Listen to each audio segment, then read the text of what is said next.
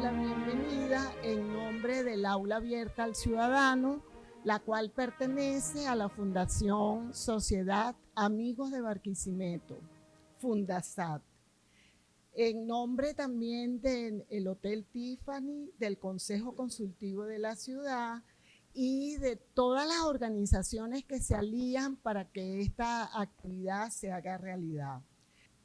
El doctor Jairo García Méndez, nuestro conferencista de hoy, nos hablará del tema fundamentado en el interesante y vigente pensamiento de Immanuel Kant. Al doctor Jairo García Méndez lo presentará Juan Alonso Molina, destacado historiador, cronista gastronómico del Estado Lara, mención de honor del Premio Tenedor de Oro.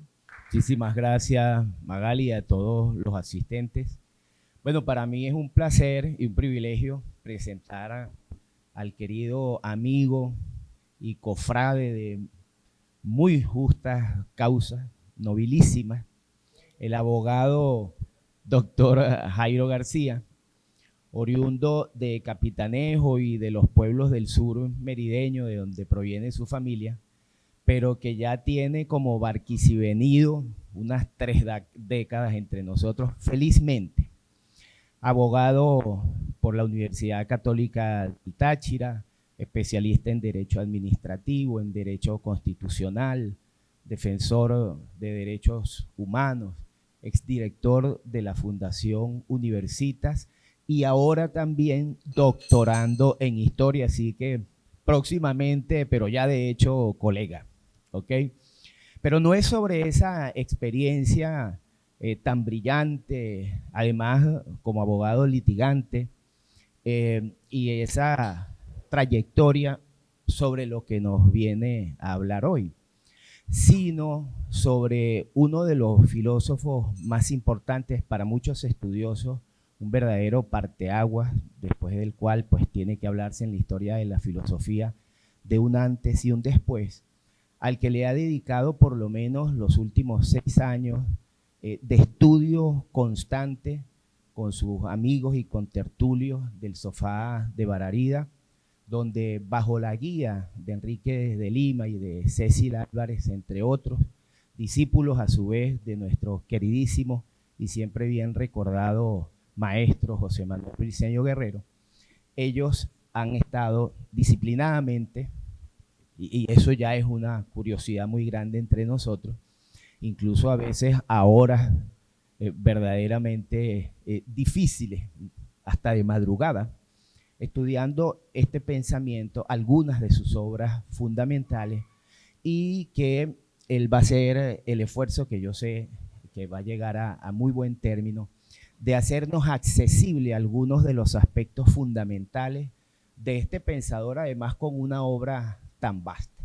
Este pensador alemán, natural de Königsberg, que todavía se sigue citando, se sigue revisitando, se siguen publicando sus obras. En estos días comentábamos que recién terminan de publicarse partes de su obra que todavía estaban inéditas, una obra verdaderamente monumental y que puede ayudarnos, estoy seguro, a iluminar en algo esas horas tan oscuras que padecemos hoy día los venezolanos.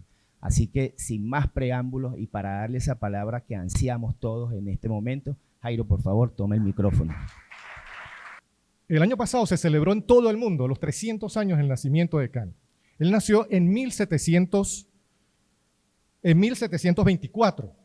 300 años cumplió el año pasado y se celebró en todo el mundo. Todas las universidades europeas, todas las universidades norteamericanas pasaron todo el año celebrando y haciendo eventos, ensayos, conferencias, estudios, recordando a Immanuel Kant. ¿Por qué?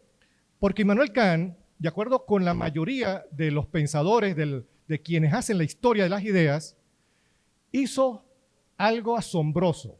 Él hizo una síntesis, como un suma y sigue, es decir, todo lo que ha producido la razón humana, la razón histórica, colectiva, a la cual él tuvo acceso, hizo una especie de síntesis. Esto es lo más importante, nos dijo.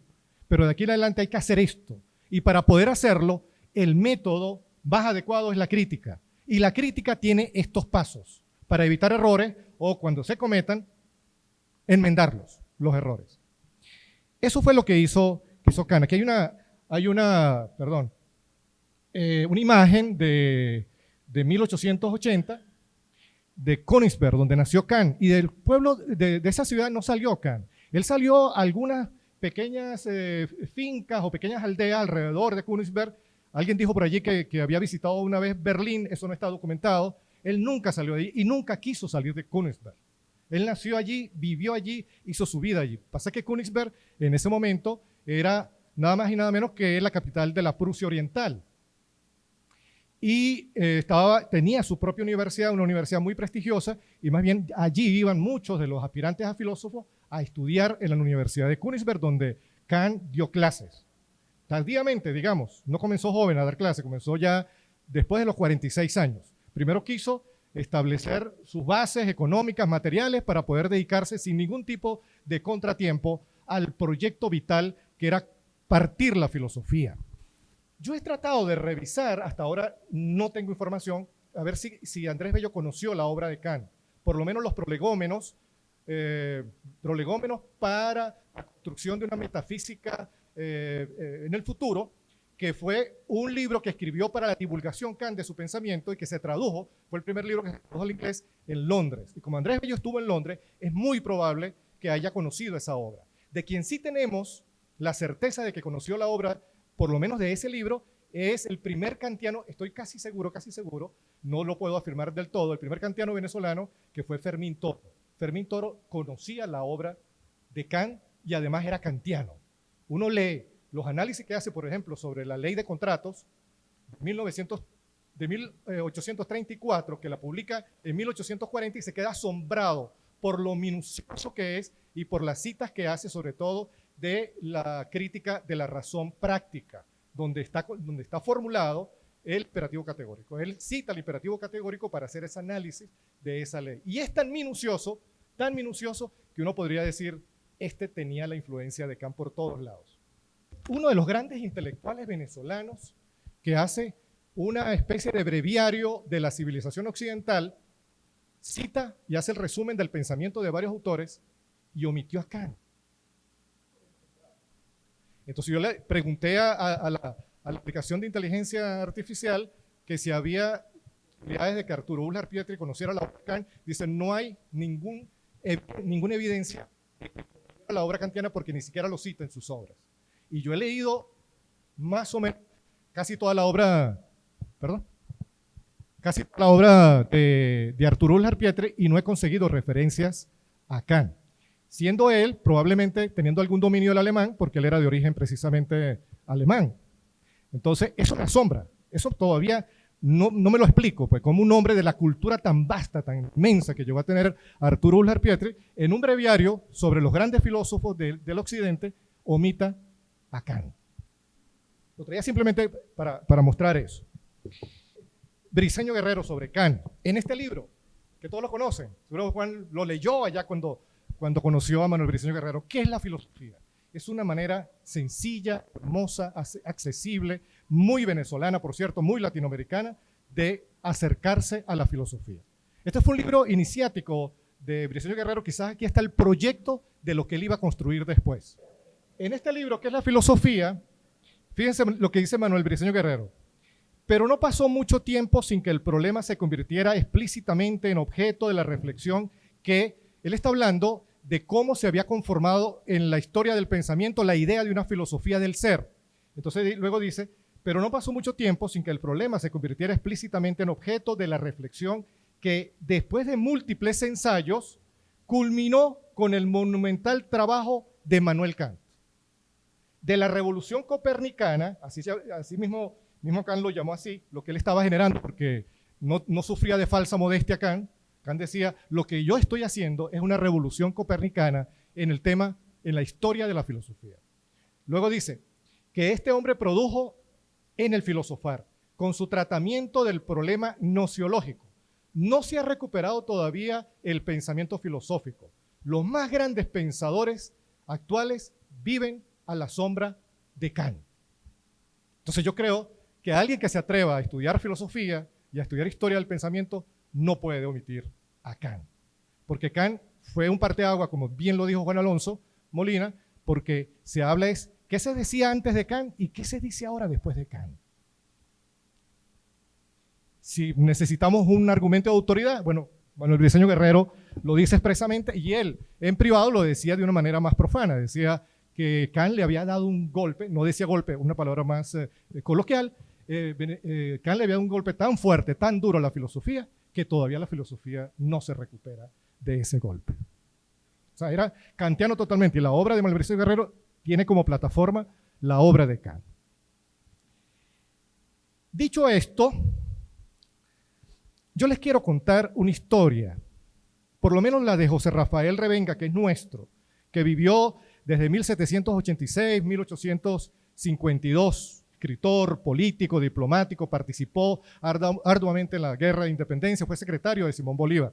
Pero hay algo que no se destaca, no se destaca mucho de Revenga, que era su vocación por la educación, su sensibilidad por la enseñanza, por la educación.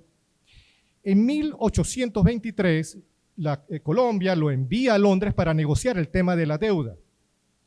Y cuando estaba en Londres lidiando con los agresivos acreedores de Colombia, de la época, lo que llaman los historiadores con fines pedagógicos la Gran Colombia, pero en realidad era Colombia, agresivos allí, uno de ellos lo denunció porque en ese tiempo en Londres había prisión por deudas y terminó en la cárcel Revenga, pero una deuda de Colombia. Y Revenga sale después y demanda por daños y perjuicios porque fue una denuncia falsa. Además, él era inimputable por una deuda que era de un país, etc. Y gana el juicio. Y la indemnización fue muy importante para Revenga. Imaginen ustedes lo que él hizo con el dinero producto de la indemnización. Compró lápices, cuadernos, pizarrones, libros, para crear la primera escuela que él quería crear en Venezuela cuando regresara. Y así lo hizo. Así lo hizo. ¿Qué lo movió? ¿Qué lo movió a tomar una decisión? Porque él tenía derecho perfectamente, porque él sufrió la cárcel, fue él. La indemnización era para él. La indemnización no era para Colombia, ni para la República, ni para Bolívar. Era para él. Pero él decidió donar, es decir, convertir ese dinero en los instrumentos necesarios para fundar la primera escuela en Venezuela, y así lo hizo, así lo hizo. La pregunta que yo quiero formular y que quiero que ustedes se lleven para la casa, ¿qué lo movió a hacer eso? ¿Qué lo movió?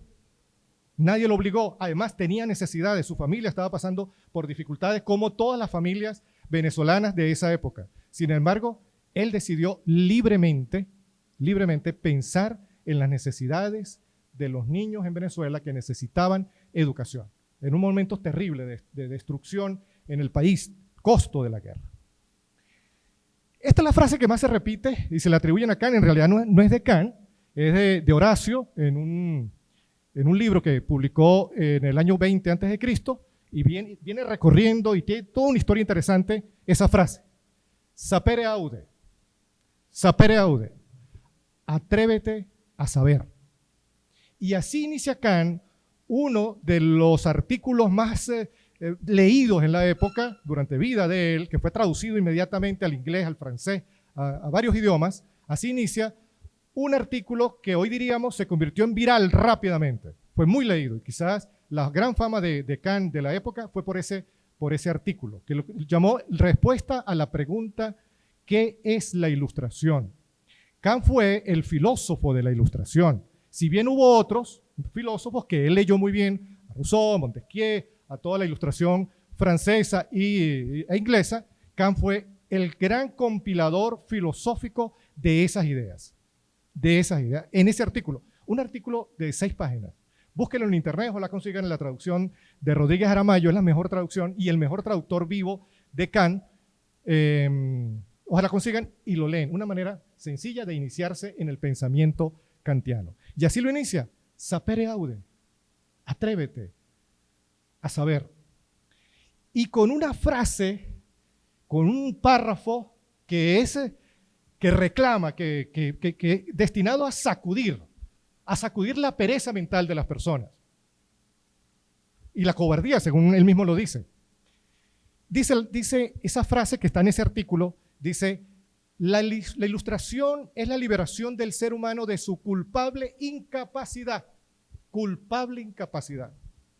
La incapacidad significa la imposibilidad de servirse de su inteligencia sin la guía de otro.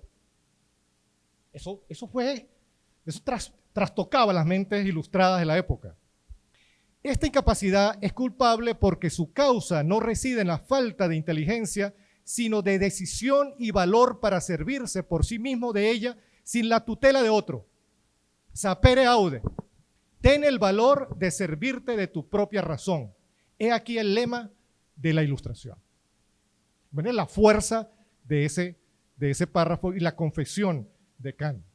No tienen por qué servirse o dejarse guiar por otros. Incluso habla de los clérigos y habla de los sacerdotes y habla de los guías morales de la época que daban consejos en vez de hacer contraste, que es la verdadera misión del maestro y del moralista en cualquier época. Es hacer contraste para que las personas sean capaces de ver hacia el cielo y de ver dentro de ellas mismas y descubrir la inmensidad del universo y la ley moral o la conciencia moral que nos habita a todos los seres humanos. Así vamos a comenzar. Para hacer una pequeña introducción, es difícil hacerlo 10 minutos, 12 minutos que le puedo destinar a una introducción general al pensamiento kantiano. Es muy difícil, Kant es muy difícil de resumir, porque él era muy minucioso. Él no dejaba cabos sueltos. Él decía algo y es que todo parece importante en él. O sea, y no deja nada por fuera, ni deja nada a la imaginación. Él va desglosando cada una de sus afirmaciones detalladamente. Y cuando él cree que puede haber dudas de la interpretación en alemán, lo dice en latín, porque él tuvo una formación escolar en sus primeros años solo en latín. Hablaba, leía y escribía en latín y griego antiguo durante más de 8 años. Todos los días y bajo una cosa disciplinada, por cierto, prusiana, pues, como era la época, pues. De manera que tenía un dominio del latín enorme, del latín clásico, y aparte de eso había leído todo lo que podía leerse, todo lo que podía leer un hombre en el siglo XVIII, lo leyó Kant, lo sabía Kant, lo analizó Kant, lo desglosó Kant. Este es uno de los párrafos más citados de Kant. Los kantianos no los aprendemos de memoria o tratamos de aprenderlos de memoria, se nos olvida y volvemos otra vez porque poéticamente es un poema en prosa y además resume su obra. Lo resume porque después uno puede ir desglosando, esto lo dijo en Crítica de la Razón Pura, en la parte de la analítica, esto lo dijo en la parte de la dialéctica, esto lo dijo en el método, o aquello lo dijo en la Crítica de la Razón Práctica, lo dijo en la parte de los postulados, o esto otro, esta palabra es la base para la crítica del discernimiento, que es la tercera crítica. O lo complementó luego en su diario, en los prolegómenos, en sus artículos, que publicó también para la divulgación de su obra. Se acepta cerrar los ojos y pueden escuchar para ver qué sienten ustedes cuando escuchan a Kant hoy. 2 cosas colman el ánimo con una admiración y una veneración siempre renovadas y crecientes. Cuanto más frecuente y continuadamente reflexionamos sobre ellas, el cielo estrellado sobre mí y la ley moral dentro de mí. Ambas cosas no debo buscarlas ni limitarme a conjeturarlas, como si estuvieran ocultas entre tinieblas, o en lontananza que se hallaran fuera de mi horizonte. Yo las veo ante mí y las relaciono inmediatamente con la conciencia de mi existir. Es una frase hermosísima y además genera un sentimiento de lo sublime, porque estamos ante lo inmenso del universo y nos sentimos mínimos ante la inmensidad y lo inconmensurable del universo. Pero cuando miramos dentro de nosotros y nos encontramos con la ley moral universal, que tiene su contrapartida con la libertad, nos comenzamos a sentir mejor todavía. Es decir, estamos dotados de unas herramientas tan sólidas para poder progresar en el mundo y conquistar en el mundo la mayor civilización posible, el mayor bienestar posible, el sumo bien, como lo llama en la Crítica de la Razón Práctica. Kant sostiene, quería mostrarles una tablita, porque él siempre usa las tablas. Kant es muy matemático. Prácticamente, la mayoría de los autores sostienen que Crítica de la Razón Práctica está formulada matemáticamente, porque él antes de ser profesor de filosofía y de ética y de derecho, que también lo fue profesor de lógica matemática y de matemática. Hizo estudios y aportes a la matemática y a la física. Un gran conocedor de Isaac Newton, un gran conocedor de Copérnico, de Galileo, y de la parte filosófica de Hume, de Descartes, etc. Él, todo lo que había que leer y había que saber, Kant lo sabía. Y esa crítica de la razón práctica está formulada matemáticamente, incluso con teoremas, con escolios. Kant comienza su obra con el sueño de darle carácter científico a la metafísica y termina su obra reconociendo su fracaso, pero nos dejó nada más y nada menos que el pensamiento científico bien desarrollado y cómo hacerlo, cómo llegar al conocimiento científico sin errores, sin ilusiones, sin paralogismos y sin antinomias, porque las define además. Esas son las ilusiones o lo que llama Kant los sofismas trascendentales que también son necesarios para la razón humana. Ya vamos a hablar de eso un poquito. Pero avancemos un poco porque si no me voy a quedar aquí, vamos a comenzar a leer y vamos a salir de aquí 5 años, dentro de 5 años, pues.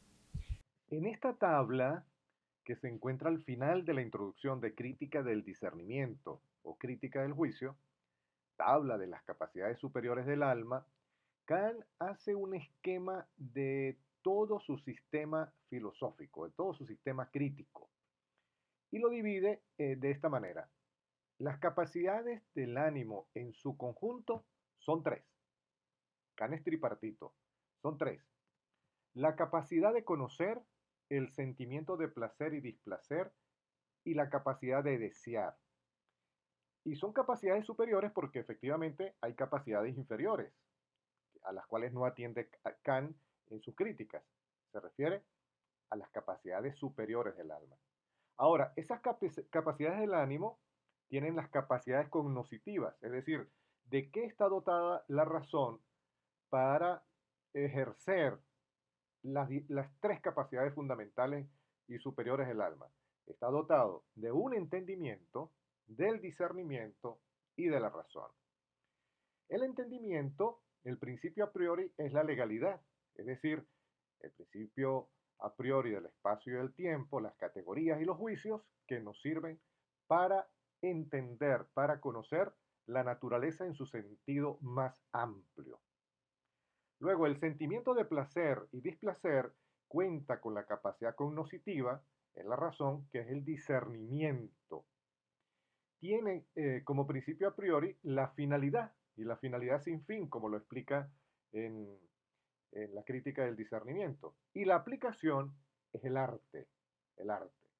Es allí donde el ser humano tiene capacidad para enjuiciar los objetos desde el punto de vista estético y los puede calificar de manera escalonada, o bien en agradable, desagradable, que es biológico, en bello y sublime, que es, digamos, el escalón superior en la facultad, en la capacidad cognoscitiva del discernimiento.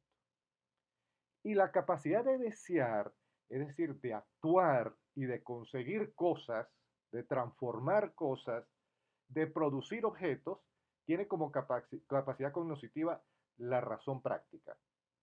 Y la razón práctica es el ejercicio de la libertad a través de la voluntad, a través de esa fuerza que permite transformar la realidad. El principio a priori es un fin final y la aplicación precisamente es la libertad. La libertad ejercida a través de la voluntad, que es causa de las transformaciones de la naturaleza.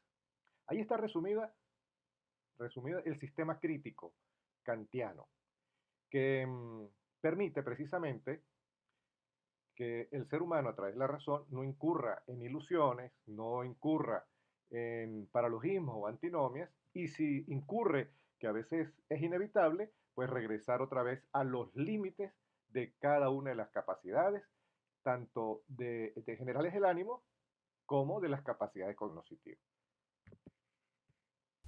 Y ahí está todo para Kant. Es decir, todo lo que vivimos los seres humanos para saber y para responder a esas 3 grandes preguntas que él formula, que es, ¿qué puedo saber? ¿Qué me es dado saber? Luego la segunda pregunta, ¿Qué debo hacer? Es la segunda pregunta que responde cada una de esas facultades y cada una de las críticas. Y luego, la tercera es, ¿qué puedo esperar? Entonces, si sé lo que puedo, si me comporto adecuadamente o sé comportarme, hago lo que debo, ¿qué puedo esperar? Esas son las tres grandes preguntas del sistema filosófico kantiano. Y para cada una de ellas tiene una crítica. Una crítica que en el de la razón pura especulativa o la razón científica tiene, les decía, sus principios a priori. El ser humano está dotado para saber. ¿Qué tiene? Por eso le dice a la gente, atrévete a saber, tú lo tienes, tú tienes cómo hacerlo. Cualquiera lo tiene y no depende de que si eres inteligente o no, tú lo tienes. Simplemente disciplínate, atrévete a saber. Tiene dos principios fundamentales sobre los cuales se basa el entendimiento, que son a priori, que están dentro del ser humano, que es el tiempo y el espacio. Tiempo y el espacio. Eso sufre una reformulación, por supuesto, con Einstein. Y Einstein se basó en Kant para escribir su teoría de la relatividad y lo dice expresamente en sus escritos. Leyó a Kant, conoció a Kant. Espacio y tiempo que están a priori, que están dentro de nosotros, que existen independientemente de la experiencia que tengamos. Están ahí. Recientemente, en la neurociencia hizo una confirmación. Nosotros tenemos el hipocampo. ¿Y qué es el hipocampo? Es el espacio, es el mapa que tenemos en el cerebro para ubicarnos en el mundo. Un descubrimiento que puedo resaltar en los últimos años es el estudio de cómo el cerebro de los mamíferos, cuando el animal se mueve, esto se ha estudiado sobre todo con ratones y ratas, cómo sabe dónde está. Y eso también es posible que funcionemos de una manera igual nosotros. Resulta que tenemos una especie de GPS en el cerebro que nos mapea, nos dice dónde estamos con relación a lo que tenemos alrededor. O sea, no es un GPS que nos dice que estamos en mitad de Madrid, no, pero nos dice que estamos en una habitación rodeada de estas paredes, con esta gente, y hay una zona del cerebro que sabe dónde estamos en relación con las cosas que vemos de fuera. Entonces, cuando nos movemos, se piensa que se utiliza esta información para mapearnos a nosotros mismos dentro de una especie de mapa mental del mundo. Y eso se ha descubierto hace relativamente poco. Les dieron el premio Nobel a 2 noruegos y un americano que lo descubrieron. Que descubrieron una parte del cerebro que funciona de esta manera, ¿no? Lo llaman el hipocampo y la gente lo describe como el GPS del cerebro. Eso quizás sea uno de los logros más espectaculares de la neurociencia. Tenemos un mapa espacial del mundo dentro de nuestro cerebro, ¿no? Probablemente lo del tiempo también ocurra algo semejante y terminemos descubriendo que tenemos un reloj dentro de nosotros. Probablemente. Para Kant lo dio por sentado y hace la deducción lógica por qué son principios a priori, por qué están ahí en el ser humano. Y las categorías, que son 12, divididas en 4 tipos, que son los que nos permite categorizar precisamente, calificar y conocer, conceptualizar los objetos, la realidad, también están ahí, son a priori.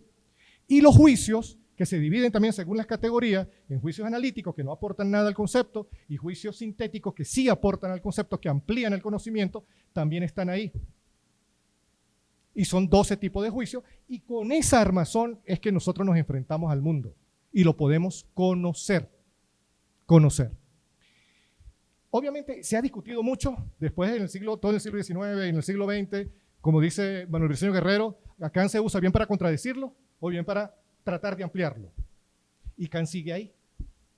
Y la neurociencia cada vez está confirmando cosas que ya Kant sabía, sin tener todas las herramientas que tiene la neurociencia, la investigación ahora, la tecnología, etc. Luego,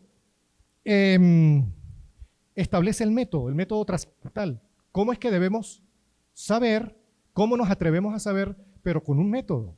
Y con un método que también es trascendental, que también es a priori, que lo podemos usar para no equivocarnos, para evitar incurrir en ilusiones de conocimiento, que es la peor ignorancia, ¿no?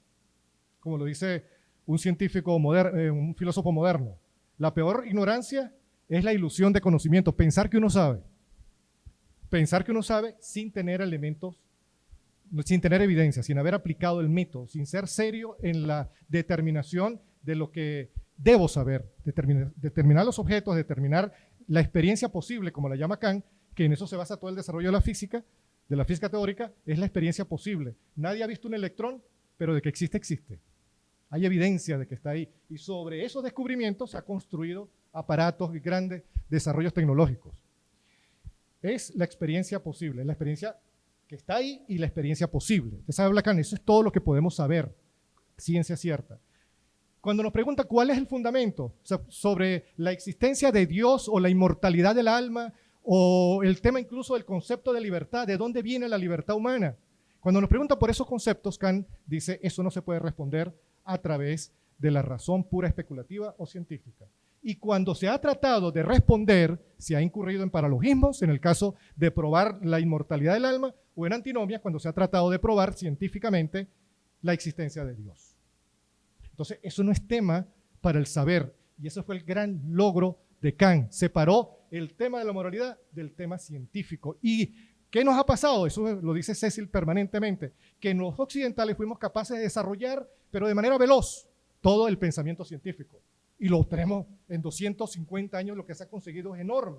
Lo que no se consiguió en 2000 años antes, ni en más tiempo se ha conseguido en estos 250 años, porque la mentalidad científica, el pensamiento científico se ha desarrollado, la ciencia se ha desarrollado y acompañado de la aplicación que es la tecnología. De eso no hay duda. ¿Qué hemos abandonado? La moralidad. Porque nos dedicamos a construir y a investigar y a saber, nos atrevimos a saber. Sin duda le hicimos caso a Kant, le hicimos caso, nos atrevimos a saber, pero nos olvidamos de preguntarnos permanentemente qué debo hacer. Y se lo atribuimos a otro o incurrimos en algunos comportamientos que no son propiamente morales. Entonces Kant nos deja allí con la crítica de la razón pura, especulativa, con la razón teórica y razón científica, y luego aborda todo el tema de la moralidad. ¿Cómo lo hace Kant? Lo hace en otra crítica, en crítica de la razón práctica. La razón práctica para Kant es moralidad, es cuando el hombre se enfrenta, cuando va a actuar. El hombre actúa y se convierte en causa él mismo, no es causa de nadie, sino en causa de las consecuencias que va a tener su actuar, su acción. Va a modificar el mundo, le va a atribuir fines a la naturaleza, va a establecer, va a comportarse de una manera determinada que busque el sumo bien. Por eso Kant, en ese colofón de la crítica a la razón práctica, cuando dice el cielo estrellado sobre mí y la ley moral dentro de mí, es que cuando el ser humano es capaz de hacer introspección, cuando es capaz de tener autoconciencia, recordemos aquel conócete a ti mismo de Sócrates, cuando es capaz de hacerlo, examínate, cuando es capaz de hacerlo, inevitablemente para Kant va a conseguirse con la ley moral. Inevitablemente para Kant. Y eso lo saca de la historia de la razón, y eso lo saca de la historia de la filosofía griega, y eso lo saca también de la gran invención de los romanos que nos legaron a Occidente, que fue el derecho romano. ¿Sobre qué se basaba el derecho romano? Y Kant lo dice muy bien, se basaba en tres mandatos fundamentales que Kant luego transforma y los amplía hasta llegar al imperativo categórico, que son vivir honestamente, cumplir los contratos y no dañar a nadie. Esos son los tres mandatos sobre los cuales se construyó el derecho romano. ¿Y cómo no ver la relación que hay entre el derecho romano, que fue previo, por supuesto, al cristianismo, y verlo con los mandatos de Cristo? Es imposible no verlo, y Kant era profundamente cristiano. Él no era religioso. Publicó el único libro que le generó problemas, incluso censura, fue cuando hizo un libro sobre la religión en el mero ámbito de la razón, y desmonta todo el aparataje eclesiástico de la época, el fanatismo religioso, y dice, todos tenemos derecho a construir nuestra propia religión. Pero él era profundamente cristiano, profundamente, porque además tuvo una formación pietista, es decir, luterana renovada, revolucionada. Eso es inevitable tenerla. Y es inevitable que haya influido en su obra. De manera que Kant, cuando habla en la crítica de la razón práctica y habla de la ley moral universal, se dedica a construir las formas sobre las cuales se puede ejercer la libertad, o dentro de las cuales se puede ejercer la libertad. Kant no da, en la crítica de la razón práctica, no da consejos, no dice estos son los deberes, estos son el buen hacer, la buena conducta, no habla de eso. sino que se dedica a deducir cuál es la estructura formal o dentro de la cual el hombre tiene que moverse para ejercer la libertad en busca del sumo bien. Eso es lo que dice Kant en la razón práctica, cuando se faja a describir, a deducir todos los principios que rigen. Y allí sí, Kant dice, no hay otros postulados posibles, porque aquí no se aplica ciencia. En la moralidad no hay ciencia. La moralidad es la moralidad es razón práctica, no es razón científica. Trata de estudiar científicamente, lo que pueden aportar es datos. La ciencia puede aportar datos sobre el comportamiento humano, sobre la conducta humana, pero no puede ponerse a descubrir, a ver, ¿dónde es que está la ley moral dentro de nosotros? ¿No? ¿O dónde es que está la libertad dentro de nosotros? Quizás los neurocientíficos lo lleguen a descubrir. Probablemente sean circuitos neuronales, como lo hicieron con el hipocampo. Probablemente allí está la libertad. Probablemente allí está la ley moral universal. Probablemente nos consigamos allí los imperativos categóricos. Pero hasta ahora científicamente es imposible de demostrar la existencia de esa ley moral universal, sino que se hace mediante el autoconocimiento, la autoconciencia, el sentirse que tenemos inevitablemente un sentimiento moral y tenemos también una libertad para actuar. Y que hay un juez, ahí Kant era amante de lo jurídico, de hecho le dedicó la doctrina del derecho a crear la filosofía jurídica que creó el derecho moderno, y muchos lo siguen citando sin citarlo. Uno no ve referencias a Kant en las teorías generales del derecho y es kantiano por todos lados, porque él en la doctrina del derecho están las bases para la construcción del derecho occidental. Y de allí se basaron tanto el derecho continental como el derecho anglosajón, se basó allí en estos principios que Kant pudo diseñar en esa doctrina que está en la metafísica de las costumbres. Ahora, Kant determina que hay dos dimensiones en la aplicación de la ley moral universal. La dimensión interna, que la llama propiamente ética, y la dimensión externa, que es el derecho.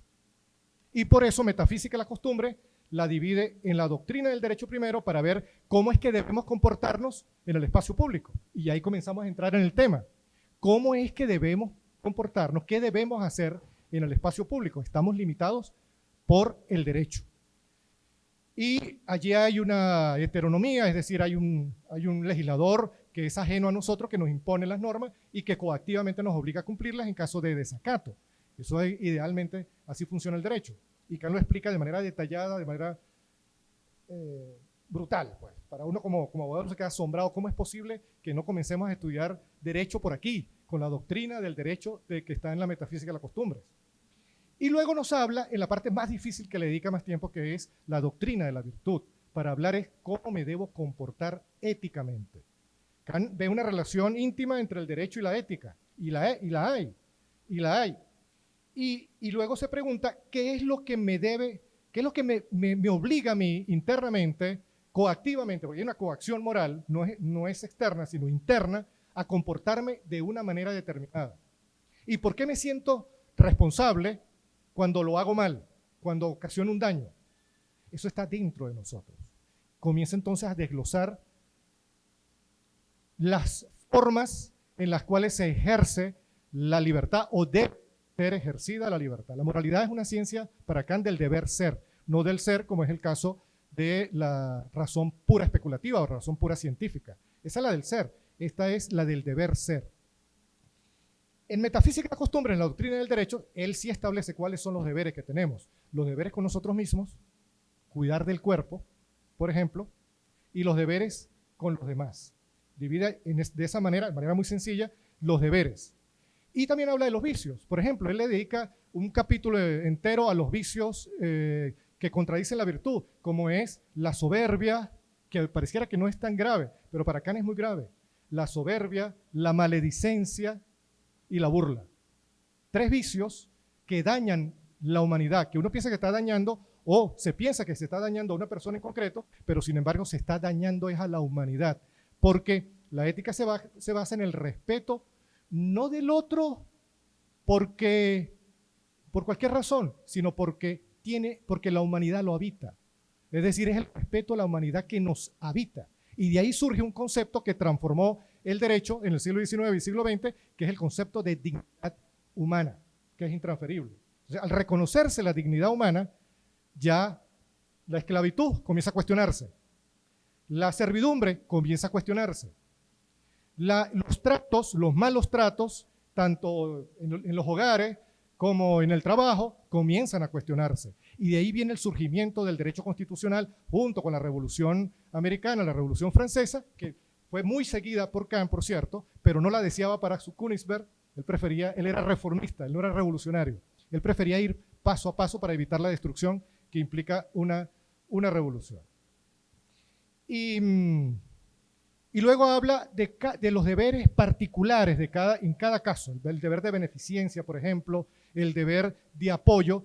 Pero ¿qué es lo clave para entender la moralidad kantiana? Lo clave es que tiene decisión voluntaria, no una inclinación sin conciencia, sino la voluntad de hacer el bien y de conseguir el sumo bien en el mundo de manera voluntaria y guiado por los imperativos categóricos. Los imperativos categóricos, creo que los tengo por aquí, están formulados de una manera muy abstracta. Fíjense la fórmula universal, que acá la llama, que de ahí se pueden deducir los demás.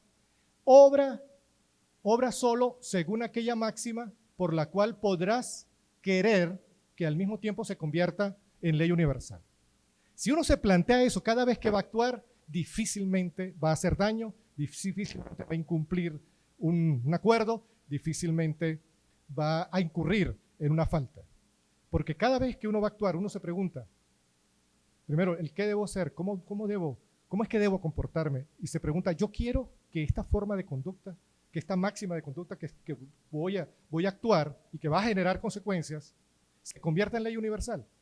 Si uno se pregunta eso significa que se lo pueden aplicar a sus hijos, se lo pueden aplicar a sus seres más queridos y se lo pueden aplicar a cualquiera. O sea, nadie va a estar exento de esa máxima que tú estás aplicando para comportarte en un momento determinado. Si uno es capaz de formularse eso cada vez que va en temas difíciles, por supuesto, porque Kant deja todo el tema práctico técnico que llama, lo técnico artesanal, es decir, el día a día, el cotidiano, que simplemente hay fines concretos, pero aquí no. En la moralidad no hay fines. Yo no estoy buscando mi propio beneficio. Lo que estoy buscando es conseguir el sumo bien para la humanidad. Y si me comporto así, ¿qué puedo esperar? Un alma eterna, y ahí Kant mete el elemento religioso porque para ese momento histórico que él estaba viviendo era inevitable. ¿Cuáles son los postulados que motivan el qué esperar si me comporto bien? Esperar la eternidad del alma, por supuesto, la salvación del alma y conocer a Dios. Pero que para Kant, los postulados fundamentales de la moralidad son la eternidad del alma y Dios, la existencia de Dios. Porque si no tengo esos postulados, pues evidentemente, ¿para qué me voy a portar bien? Si cuando me muera, ya. Pero Dios y la inmortalidad del alma nos llevan a esa búsqueda del sumo bien. Ahora, Kant no solamente dice eso para los creyentes, también le da la solución a los ateos. Dice porque se lo plantea. Es más, es minucioso Kant en la crítica de la razón pura inicial, cuando él habla de las antinomias, tanto en las cuales incurrieron los padres de la iglesia para tratar de demostrar la existencia de Dios científicamente. Y los rebate, los desmenuza. Pobre San Agustín, pobre San Anselmo, se mete con todos ellos y los vuelve ñoña, como diríamos coloquialmente. Sí, los desmenuza porque científicamente es imposible probar la existencia de Dios o la eternidad del alma o la libertad, el concepto de libertad, la causa de la libertad o el origen del mundo. El origen del mundo se sigue estudiando, son los físicos los que están ahí pegados a ver cómo fue que se inició el mundo, con el estudio de las partículas, la física de las partículas, etc. Pero Kant desmenuza todo eso y dice, esto no sirve para nada. Pero en la moralidad, ¿a qué más recurrimos? Son los postulados de la moralidad, la eternidad del alma y Dios, pero le da la solución a los ateos. Dice, estamos en la misma situación, los teístas y los ateos. Ni el ateo puede probar que Dios no existe, ni nosotros probar que sí existe. Quedamos iguales, estamos en igualdad de condiciones, pero se pueden buscar otros postulados y lo deja para el mundo. Yo creo que han surgido unos temas interesantísimos. Por ejemplo, cuando se habla del hombre catedral. ¿Han escuchado hablar de esa figura que se ha escrito mucho en España, en Francia se han publicado unos libros excelentes sobre el tema, que es la idea de ese hombre que cuando trabaja, cuando actúa, no está pensando en su propio inmediato, en su familia, está pensando en sus nietos, en la siguiente generación. Es decir, el hombre catedral, si pensara en disfrutar lo que va a construir, nunca inicia una catedral porque no le va a dar chance de construir una catedral. Sin embargo, lo hace porque las generaciones que vienen lo van a disfrutar. Quienes siembran árboles, por allí se pueden ir. Y el otro tema que está surgiendo es el perfeccionamiento de la humanidad, el progreso de la humanidad. Es decir, yo me comporto bien, busco el sumo bien, conscientemente, voluntariamente, domino, gobierno mis instintos, gobierno mis inclinaciones, me convierto en dueño de mi vida, de mi actuar, responsablemente, conscientemente, porque quiero contribuir con el bienestar de la humanidad. Quiero mejorar la humanidad y lo hago desde mi espacio mínimo, que va a tener consecuencias porque cada ser humano que se comporta de esa manera va a generar el bien, el sumo bien, si no creemos en la inmortalidad del alma. Hay postulados, digamos, para los ateos. Los ateos pueden construir su propia moralidad y tener también sus propios postulados no teístas o no creyentes. Esa solución la dejó abierta Kant. No es necesario tampoco, para la gente que no cree, no podemos decir que no tengan postulados, también tiene sus postulados. Y ponerse en esa dirección es lo que le va a permitir tener una razón para comportarse éticamente y moralmente en la vida y transformar conscientemente el mundo, sabiendo lo que está ocasionando con su accionar. Un moralista que ha estudiado mucho a Kant dice que eso se nos presenta en la vida, esos momentos morales, se nos presentan pocas veces en la vida, porque lo demás es cotidiano, son normas técnicas, el vivir, el alimentarse, el crear, cumplir las responsabilidades, más vinculado con el derecho, etcétera, pero son pocos los momentos en que en realidad tenemos que tomar decisiones morales y recurrir al imperativo categórico. Pero si uno tiene esa norma abstracta cada vez que actúa, seguramente nos va a ir mejor en la vida. Y no se trata de la búsqueda de la felicidad, porque Kant dice la felicidad es un concepto empírico. Hay cosas que hacen felices a una persona que no hacen felices a la otra. Esto tiene que ser más universal. El sumo bien busca el sumo universal, el bien universal. Y eso es lo que permite que haya sociedades moralmente desarrolladas y hombres moralmente desarrollados. En Estados Unidos hay mucha esperanza en esa élite moral que se viene regentando cada generación, que por cierto, de ayer era donde salían los jueces en Estados Unidos, de esa élite, y por cierto, interracial, es decir, sin problemas de discriminación, porque los padres se conectaban con otros padres. Hay esas organizaciones que son muy sutiles para formar a sus hijos, los hijos que iban a ser, que están proyectados para que sean jueces. Y tienen una forma, un desarrollo moral enorme. Esos son los amigos que cuando tienen un accidente y es por culpa del amigo, no tienen ningún problema para ir y decir, sí, fue culpa de mi amigo. Y eso no significa que va a romper con la amistad.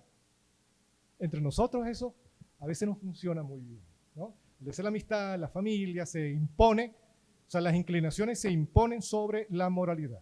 Pero el verdadero persona que está desarrollada moralmente, y Kant cita un ejemplo de su época, que es la persona humilde, que el príncipe quería que difamara a otra persona para sacarlo del juego en un asunto determinado práctico. Y le pide a esa persona que lo difame. Esta persona humilde se niega ante el príncipe. El príncipe luego la amenaza. Le dice, voy a matar a su familia. E incluso la familia comienza a poner a la familia en contra de la persona. Y la persona se niega a difamar al prójimo. Te voy a matar a tus hijos. Y él se deja matar, pero no incurre en esa falta de moralidad o en ese incumplimiento del deber, del imperativo categórico. Ese es el ideal, ese es el hombre que Gurdjieff llamaría el número 1, el hombre 7 lo llamaría Gurdjieff, aquel que logra un desarrollo moral que se parece muchísimo a la santidad, pero no llega a la santidad.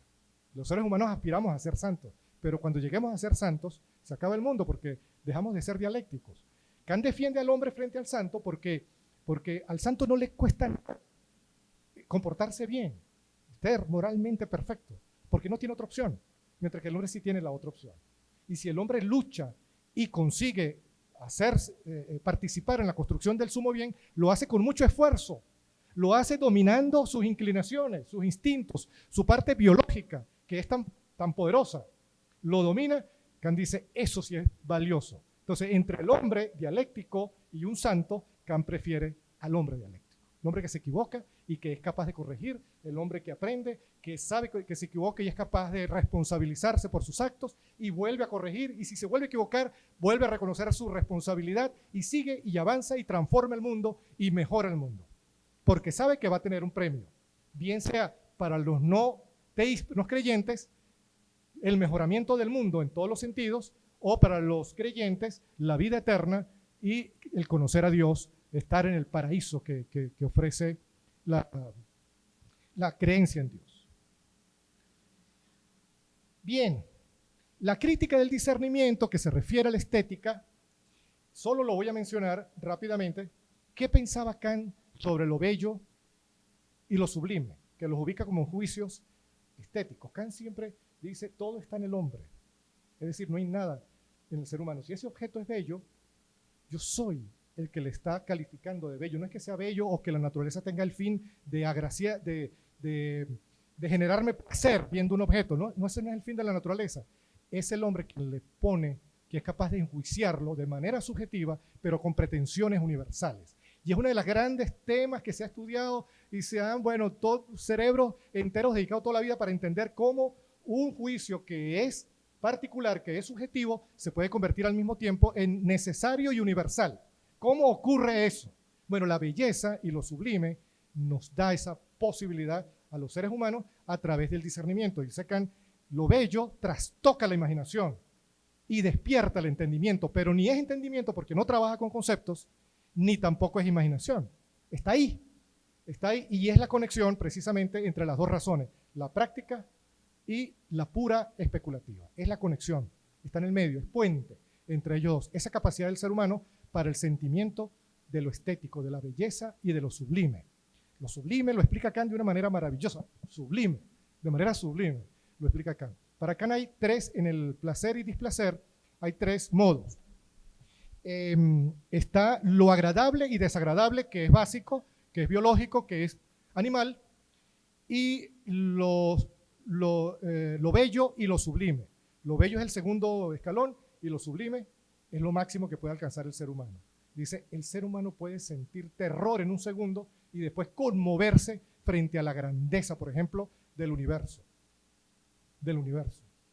Y le da la misma categoría a lo sublime que lo bueno, porque para Kant la prioridad, eso lo explica en la razón práctica, la prioridad o digamos el top del ser humano está en la moralidad, no está en la ciencia para Kant, está en la moralidad. Y el discernimiento le permite al ser humano, desarrollado moralmente, tener el sentimiento de lo sublime. Es decir, primero somos seres morales y después somos seres estéticos y después somos seres científicos o especulativos o teóricos, pero primero somos moralmente desarrollados. Esa es la apuesta de Kant, pero en Occidente no le paramos tanto. Entonces nos dedicamos al tema científico y ahora estamos viviendo las consecuencias. Porque la gran crisis que vive Occidente, que vive Europa, que vive Estados Unidos, es una crisis sin duda de naturaleza moral. Y por eso, un científico, le comentaba a Juan Alonso, que hizo unas visitas, un filósofo, Armensen, que tiene un nombre difícil, de Berlín, se graduó es de Austria, pero terminó en Berlín, trastocó la universidad con su irreverencia y después hizo un recorrido por el mundo, las tecnológicas y los grandes empresarios en temas financieros. Y comenzó a entrevistarlos y ellos mismos se manifiestan que ellos no tienen límites éticos ni morales. Que incluso el derecho, ellos lo ven como un estorbo. Y cuando le dicen, mira, vas a violar tal norma, no dicen, no puedo violar la norma, que sería lo que hace naturalmente una persona desarrollada moralmente. Sino dice, ¿cuánto me cuesta violar esa norma y pagar las consecuencias? Y que no me pase nada. Es decir, está preguntando cuánto cuesta el juez que me va a tratar de sancionar. ¿Es posible evitar esa norma? Y entonces, costo-beneficio. Y si el costo es inferior al beneficio, adivinen qué va a hacer ese empresario. Entonces, fijémonos en eso. Tenemos una crisis moral en el mundo. Se trastocaron todas las bases Y entonces este filósofo hace el recorrido y va demostrando con los CEOs allá en Estados Unidos, que los entrevistas van confesando que ellos no tienen límites morales. Los hace confesar de una manera muy astuta, digamos. Los hace confesar que no tienen límites morales. Ese video desapareció. Lo vimos varios, Luis, ¿lo recuerda? Por cierto que tengo un compañero kantiano aquí, lector kantiano, que es Luis Oropesa, que hemos resistido esos 4 años y medio, Luis. Lo vimos nosotros, lo vimos, increíble el video. La Deutsche Welle lo transmitió, era el programa de la Deutsche Welle. A propósito del año pasado, que fue la celebración de la Ilustración. Ese video yo lo he tratado de buscar por todos lados y en la Deutsche Welle aparece anunciado, pero le quitaron el vínculo al video. ¿Por qué razón? ¿Quién lo hizo? ¿Quién lo hizo? Y ha sido imposible ubicarlo. Quizás no he buscado bien, no tengo las herramientas para hacer una búsqueda más minuciosa de ese video. ¿Quién pagó? ¿Quién pagó para que ese video no siguiera divulgándose? Porque allí precisamente se revela eso. Es decir, los dueños actuales del mundo no están sometidos al imperativo categórico. Y la frase final de Armensen es: tenemos que al imperativo categórico kantiano. Obra de tal modo que tu máxima de experiencia quiera que se convierta en ley universal. Forma. Esa es la estructura. Kant no da contenido allí. En Metafísica de la Costumbre, la doctrina de la virtud, hace una síntesis digamos, de la virtud y de los deberes que estaban vigentes para su época, y él lo sabía, que eso podía cambiar. Pero el imperativo categórico es abstracto, es universal. Y si uno lo comienza a analizar y lo comienza a internalizar, uno comienza a comportarse de esa manera libremente. Y se ensancha la libertad. La libertad. Y bien te vas a lograr la salvación del alma, o bien vas a construir, vas a participar en la construcción de un mundo mejor. Cualquiera de los postulados son... Hay 4 formulaciones más que están en los libros de Kant, pero todos confluyen hacia ese primero.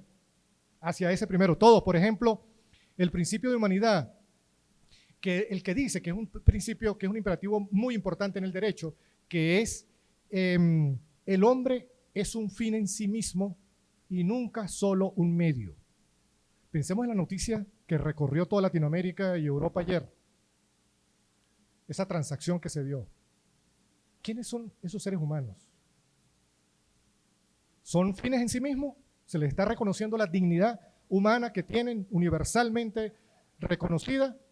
¿O son cosas? ¿Son medios? Son medios de negociación política, con intereses políticos. Y aquí nos vamos acercando al tema, a nuestro tema. Entremos ahora sí en materia. Entremos en materia. Fíjate, yo pensé y lo escribí, todo lo que he dicho más o menos lo escribí para tratar de decirlo en 15 minutos. Y ya llevo media hora, 40 minutos hablando. Las preguntas que debe responder un ciudadano desarrollado moralmente. Aquí entramos en el tema central de nuestra exposición. Pero se los voy a dejar para que ustedes se lo lleven para su casa, por supuesto. Y yo he recreado, digamos, reformulado las 3 preguntas. La primera clave: ¿qué puedo saber de política? Eso lo puedo investigar, lo puedo saber científicamente. La política, para eso están los politólogos, los estudiosos, los sociólogos, toda esa gente que se dedica a estudiar la política. Para eso está uno grande, Maquiavelo. Lamentablemente, eso del maquiavelismo o de lo maquiavélico es una interpretación totalmente que niega realmente los escritos y la filosofía de Maquiavelo. ¿Qué hizo Maquiavelo en El Príncipe? ¿Darle consejos al príncipe, a los poderosos, o desnudarlo frente al pueblo? Si uno se pregunta eso, él no publicó su libro durante su vida porque seguramente lo habrían censurado, porque él estaba desnudando a los príncipes, a los poderosos, para que la gente supiera cómo es que se comportan los poderosos para sostenerse en el poder. Y eso es una de las cosas que tenemos que saber un ciudadano desarrollado moralmente, es cómo hacen los poderosos para quedarse en el poder. Estudiarlo minuciosamente, saberlo, pero sin desconectarlo de cómo debería ser ese poderoso, cómo debería ser ese gobernante. Maquiavelo llegó a decir: quiero más a mi ciudad que a mí mismo. Imagínense lo que él pensaba del espacio público. Claro, él estaba en Florencia, ¿no? Quiero más, es fácil decirlo en Florencia, ¿no? Quizás es fácil decirlo en Florencia. Quiero más a mi ciudad que a mí mismo. Es decir, se ubicaba por debajo de la República, por debajo de los intereses de la República. Podía sacrificarse por el interés de la República, por el fin de la República. Eso es maravilloso. Pero hay mucho dentro de la ciencia política que nos hablan de cómo se hace. Incluso los sistemas políticos, se ha hecho análisis lógicos, rigurosos de los sistemas políticos y todos los sistemas políticos conducen a la corrupción. Y entonces, ¿por qué no se toman las medidas adecuadas? ¿Por qué nosotros no le hicimos caso a la reforma del Estado, a la COPRE, que se diseñó totalmente la reestructuración del Estado y que nos habría evitado toda esta historia? ¿Por qué no le hicimos caso? No fuimos capaces de autorregenerarnos, como dice Václav Havel, que es lo que deben hacer los políticos que tienen fines trascendentes, no trascendentales, porque no, para no confundirlo con la filosofía trascendental de Kant. Es decir, que están apuntando al sumo bien. Por eso, cuando yo escucho también que a la política hay que quitarle la moral, tiemblo. ¿Cómo se va a dividir política y moral? La política es una praxis. Como praxis me estoy refiriendo, no como ciencia que la estudia. Como objeto de estudio hay que quitarle la moral y hay que analizarla tal como se da en la vida real. Ese es el oficio de los politólogos. Pero no se puede separar de la política en la praxis. Una política sin moral, dice Kant, nos lleva a la perdición y al retroceso y a la animalización.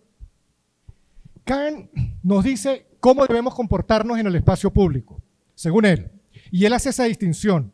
Una cosa es analizar la política tal como se da en el mundo real y otra cosa es la política como debe ser, como una praxis del deber ser. Conseguir el sumo bien para la sociedad, para los países, para el mundo. Kant creía en el derecho cosmopolita. Kant propuso en La Paz Perpetua, un libro pequeño y bellísimo, Kant propuso la república global. ¿Ven ese concepto en el siglo XVIII? Él estaba pensando en una república global. ¿Qué se le parece ahora? La ONU y todos los organismos multilaterales. Porque él decía, vivimos en una misma casa, que es el mundo. Y él estaba en contra de las fronteras. No puede haber frontera para los seres humanos. Si realmente queremos progresar como seres humanos. Y él dice que apuntamos hacia allá y que vamos hacia allá. Porque Kant era optimista, creía profundamente en la humanidad, en el progreso humano. Y eso es lo que nos invita también a creer desde el punto de vista, digamos, de los sentimientos. Aunque la ciencia nos informe otra cosa, que vamos regresando. Pero sin embargo, los estudios rigurosos que se han hecho sobre el progreso humano determinan que estamos mucho mejor hoy que hace unas décadas y que hace unos siglos atrás, en muchos sentidos y con números. Steven Pinker, que es uno de los grandes biólogos y psicólogos americanos de Harvard, tiene un libro que se llama En defensa de la ilustración, que es una belleza. Precisamente, y ahí comienza con Kant, y ahí comienza citando a Kant. Es que no hay otra manera de defender la ilustración y no citar a Kant. Sapere aude, atrévete a saber, atrévete a conocer. Y él demuestra aquí con números científicamente que efectivamente la humanidad ha progresado a pesar de las 2 guerras mundiales terribles, a pesar de lo que está pasando en Gaza, a pesar de lo que está pasando en Ucrania. Los seres humanos hay una propensión de la razón a progresar, Lo hemos hecho científicamente, lo hemos hecho en la tecnología, ahora nos toca asumir el reto de hacerlo en la moralidad. Y tener a la moralidad, ubicar a la moralidad donde debe estar, en su sitio de honor, que es el top, digamos, de las razones por las cuales estamos en la Tierra. Vivimos como propósito vital. Entonces, ¿qué debe hacer un ciudadano frente a la política? Primero estudiarla, comprenderla, comprender el sistema, cómo funciona el sistema, proponer reformas. Kant estaba en contra de las revoluciones. A él le gustaba mucho la Revolución Francesa, pero desde Königsberg, no en París. Y también le gustaba mucho la Revolución Americana, porque tuvo noticia de ella, pero en su Königsberg no. Él apostaba más por la reforma. Era reformista, no revolucionario. Por los daños que ocasiona una revolución y por los resultados prácticamente impredecibles de una revolución. Hablamos de la Revolución Bolivariana. Fueron predecibles los acontecimientos.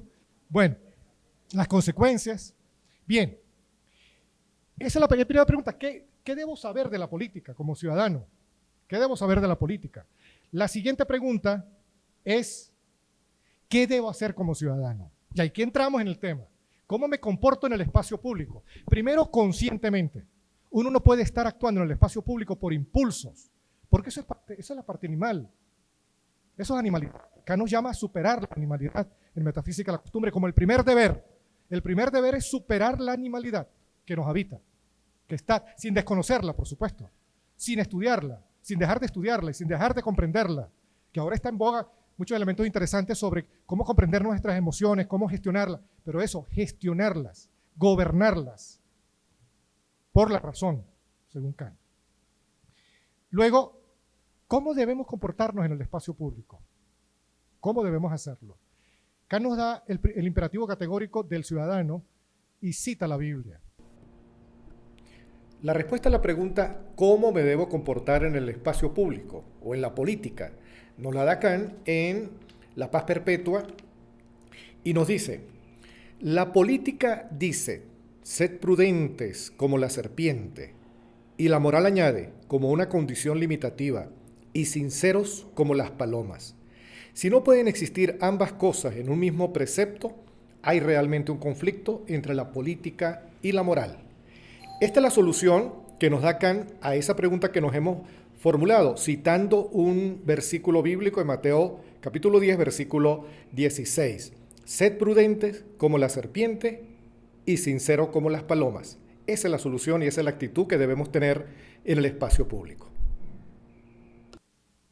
Tiene que saber cómo funciona la política, tiene que saber cómo funciona el espacio público, tiene que tener previsiones.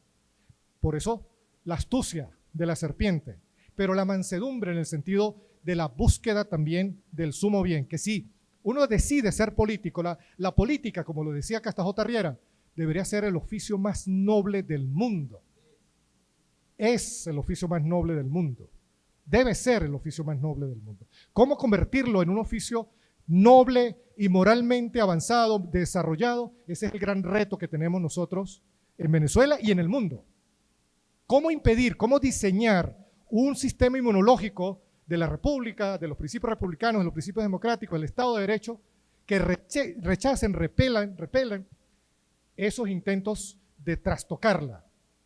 Lo estamos viviendo en el país más poderoso del mundo, donde prácticamente las decisiones judiciales están siendo desacatadas todos los días. Eso que era sagrado para los estadounidenses, que es el principio de la separación de poderes, se ha roto, se ha conseguido los huecos por donde se meten, y ahí preguntan simplemente ¿qué me va a pasar como presidente?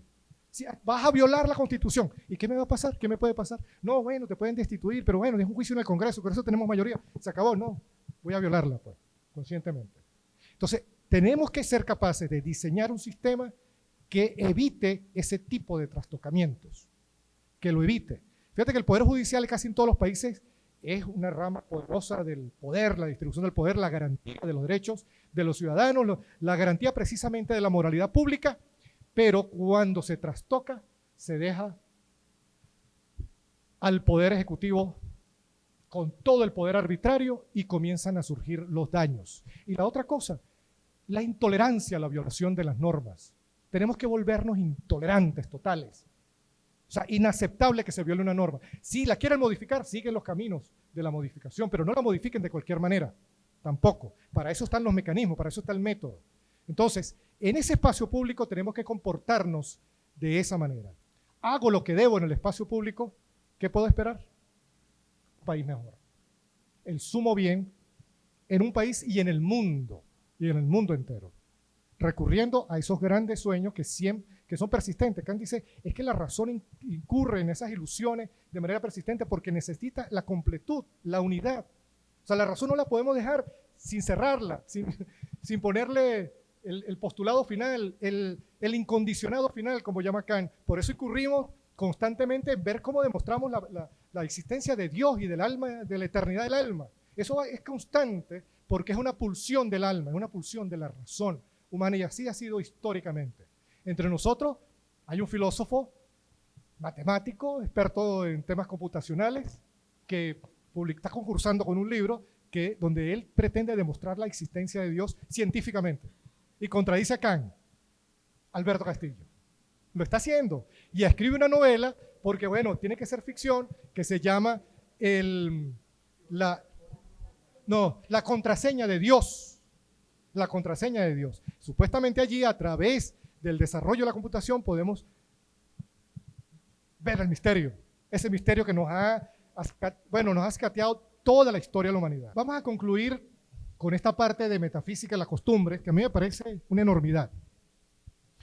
Es para el hombre un deber progresar cada vez más desde la incultura de su naturaleza, desde la animalidad hacia la humanidad, que es la única por lo que es capaz de proponerse fines.